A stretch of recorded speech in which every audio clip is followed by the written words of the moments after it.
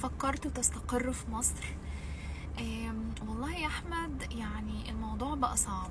يعني دلوقتي الموضوع بقى صعب.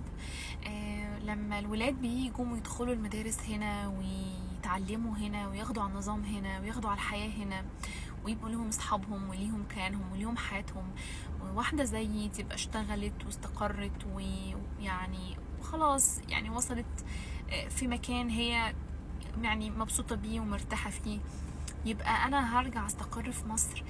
طيب، مش المفروض ان انا موجودة مكان ما ولادي موجودين؟ يعني انا لو ولادي موجودين هنا وحياتهم هنا وبيدرسوا هنا دلوقتي، لما يخلصوا دراسة ويخلصوا تعليم وياخدوا شهاداتهم، نعمل ايه؟ ناخدها وننزل بيها مصر؟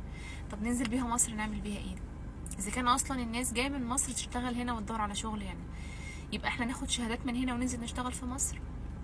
اتمنى يبقى في يوم من الايام فرصة لينا، نعرف نعيش حياة كريمة زي اللي عايشينها هنا، نعرف نشتغل بشهاداتنا زي ما احنا شغالين هنا، نعرف نعرف نعيش كرمة يعني في مصر. فالموضوع صعب، يعني الموضوع صعب خالص دلوقتي ان بعد الوقت ده يعني كان ممكن يحصل ده لو احنا مثلا جينا في اول سنة وما استقرناش وما حسيناش براحة وانا ما عرفتش اخرج واتحبست في البيت، يعني كان يبقى التفكير مختلف.